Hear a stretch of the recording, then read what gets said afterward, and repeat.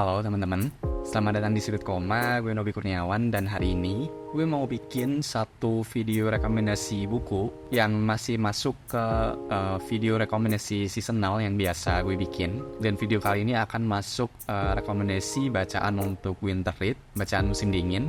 So, dan di video ini akan gue tambahin satu tema khusus sih, yaitu rekomendasi bacaan-bacaan fantasy anak yang menurut gue cocok buat bahan bacaan musim dingin kalian.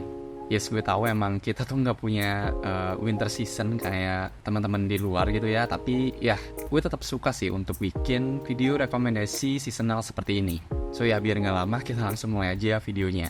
Gue akan ngerekomendasiin 3 series dan akan gue buka dengan, tentunya series Harry Potter.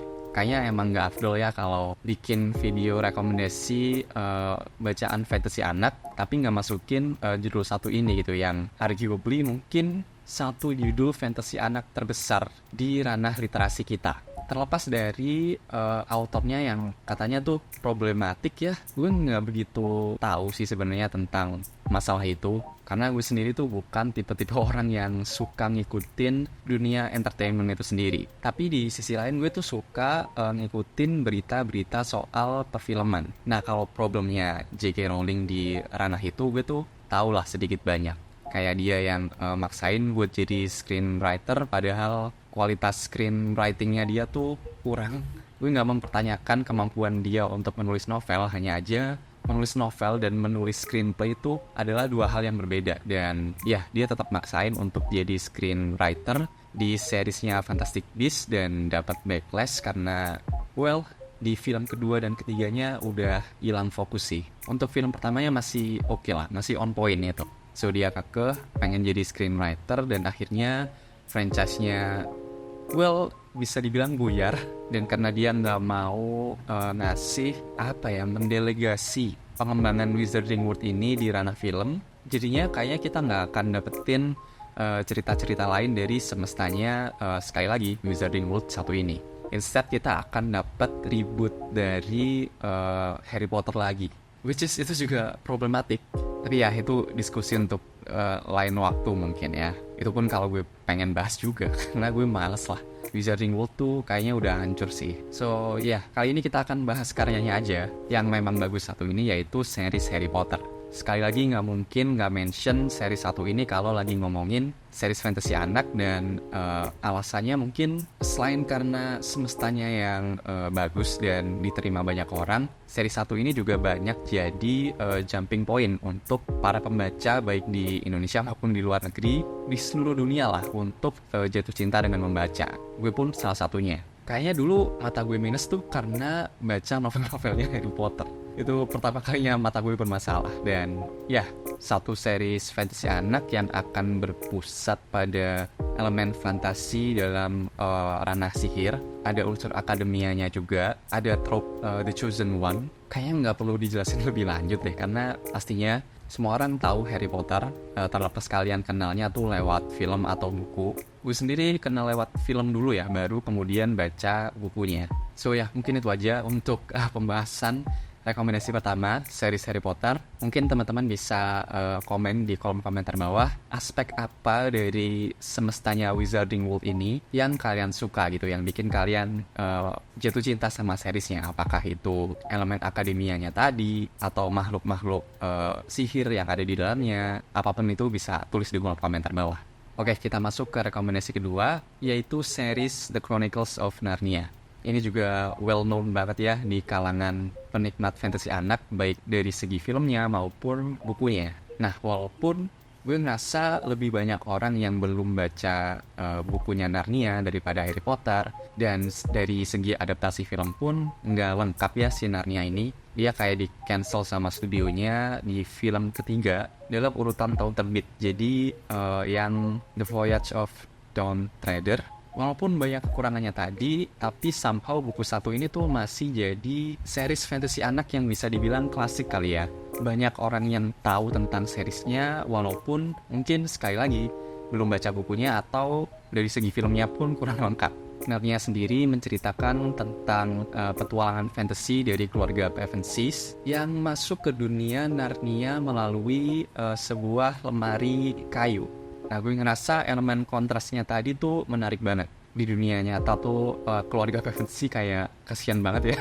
Kayak serba kekurangan, banyak kesulitan dan sebagainya. Kemudian semacam mendapatkan escapism di dunia Narnia tadi, which is elemen tersebut cukup magical ya, dan menyenangkan untuk diikuti untuk anak-anak. Untuk seri 1 ini gue udah pernah bikin ke semua review khusus buku-bukunya, dan harusnya udah gue bikinin playlist. Jadi kalau kalian tertarik bisa tonton aja ke semua pembahasan bukunya. Yang jelas kalau kalian penasaran pengen baca seri 1 ini, ada satu hal yang pengen gue sampaikan. Kalau kalian bisa baca series The Chronicles of Narnia dengan 2 urutan. Yes, 2 urutan yang berbeda. Ada dari urutan tahun terbit dan urutan chronological order. Nah, kalau kalian beli series Narnia yang di Gramedia itu yang satu set, itu mereka urutin pakai chronological order. Tapi setelah gue research nggak cukup dalam juga sih.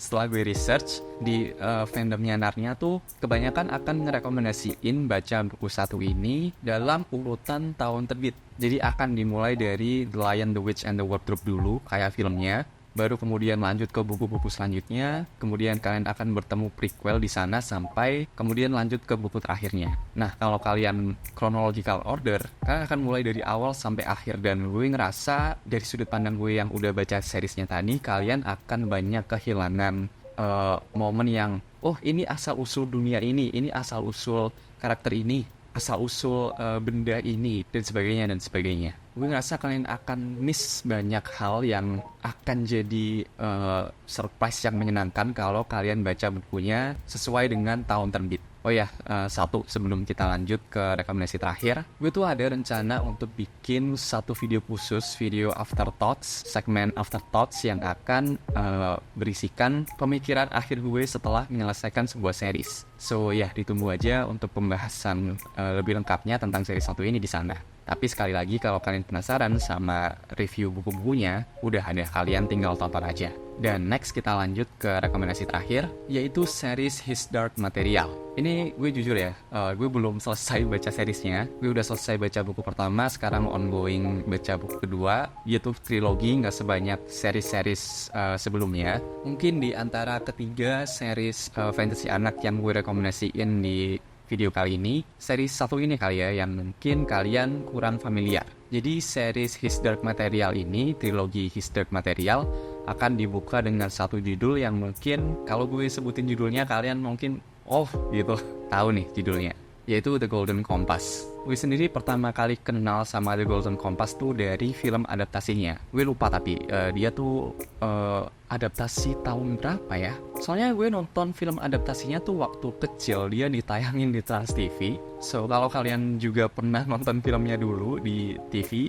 bisa komen di kolom komentar bawah. Tapi ya yang jelas gue nonton filmnya dulu, terus kayak lupa gitulah sama judul 1 ini. Sampai kayaknya waktu gue kuliah ya, gue nemu judul The Golden Compass tadi dalam format buku di Gramedia. Gue nggak tahu apakah ini merupakan pertama kalinya pihak Gramedia nerbitin buku 1 ini, tapi yang jelas karena gue udah nonton filmnya lama, otomatis bukunya tuh lebih lama lagi. Jadi sekali lagi entah apakah pihak Gramedia baru pertama kali nerbitin seri 1 ini tuh beberapa tahun kemarin, atau yang gue lihat tuh versi cetak ulangnya. Either way, waktu itu baru ngeh lah, oh ternyata film yang gue tonton dulu asalnya dari buku. Dan sadly gue tuh ya namanya juga masih kuliah ya, duit juga seadanya. Gue nggak beli series tadi, dan sekarang waktu gue cari tuh udah susah. Jadi nanti kalau kalian penasaran sama His Dark Material 1 ini, trilogi His Dark Material, kalian bisa baca bukunya secara gratis dan legal di aplikasi Ipusnas. Gak banyak yang tahu seriesnya kok, jadi nggak akan banyak yang ngantri. So untuk trilogi His Dark Material cukup berbeda sebenarnya dengan kedua series yang udah gue sebutin di awal tadi, yang ada manusia biasa, kemudian mereka masuk ke dalam sebuah dunia fantasy. Seri 1 ini tuh akan lebih menceritakan tentang semacam dunia paralel gitu, dan akan mengisahkan beberapa kisah tokoh yang ada di berbagai dunia yang ada. 3 kalau nggak salah semestanya. Gue akan nyeritain satu konsep dunia yang ada di dalam semesta His Dark Material satu ini, yaitu dunia pertama yang akan kita ikuti di buku pertamanya, yaitu The Golden Compass tadi. Jadi semestanya tuh hampir sama kayak dunia kita, yang membedakan pastinya ada berbagai jenis makhluk lain selain manusia. Ada penyihir, ada ini sih yang unik menurut gue, yang beda dari series fantasy lain, yaitu raja-raja beruang kutub, yang mana keren banget. Di semestanya karakter kita di dunia ini tuh Lyra, perwujudan nyawa atau jiwa manusia, semua makhluk hidup sih, itu tuh dibagi menjadi dua, yaitu kita sendiri sama ada satu makhluk namanya demon. Nah, demon ini bentuknya hewan, dan kalau kita masih kecil bisa berubah-ubah bentuknya. Kita nggak bisa terlalu jauh dengan demon kita, dan kalau demon kita disakiti gitu ya, kita juga akan merasakan begitu juga sebaliknya. So, unik banget perwujudan nyawanya di semesta satu ini. Nah, tokoh utama kita tadi, si Lyra, dia tuh punya temen, dan temennya satu ini jadi korban salah satu fenomena yang terjadi di dunianya Lyra, yaitu hilangnya anak-anak kecil yang demonnya masih bisa berubah. Nah, perjalanannya Lyra mencari temannya tadi akan membawanya ke dalam sebuah perjalanan ke utara, ke negeri para beruang, dan akan membuka berbagai misteri, baik itu misteri dari keluarga aslinya, misteri akan satu material khusus, kita nyebutnya das, yang jadi semacam pembuka gerbang antar dunia. So, benar-benar menawarkan sebuah bentuk cerita fantasy perjalanan gitu. Dan uniknya di sini Lyra tuh punya satu device, magical device gitu lah. Kalau mungkin Harry Potter punya tongkat sihir, Narnia punya lemari ajaib tadi, di semestanya His Dark Material ini kita punya The Golden Compass, satu kompas emas yang bisa tell the truth dan possible future. So ya, itu sih untuk rekomendasi ketiga, series His Dark Material, yang akan terdiri dari 3 buku, The Golden Compass atau Kompas Emas, kemudian ada Pisau Gaib, dan Teropong Cahaya. Dan sebenarnya ada series adaptasi terbaru dari series satu ini. Dia tayang di HBO, kalau nggak salah ada 3 season, dan tiap seasonnya tuh nyeritain tiap bukunya. Dan ya, itu tadi ketiga rekomendasi series fantasy anak untuk winter read kalian di tahun ini. Di antara ketiga series tadi, kira-kira mana yang jadi favorit? Mana yang bikin kalian penasaran buat baca kalau belum baca seriesnya? Dan boleh banget tulis rekomendasi series fantasy anak lain yang kira-kira cocok banget jadi cozy read di winter season tahun ini. Bisa tulis di kolom komentar bawah ya. Dan ya, mungkin itu aja. Seperti biasa, terima kasih sudah dengerin. Gue Nobi Kurniawan, dan sampai jumpa di halaman selanjutnya. Thank you.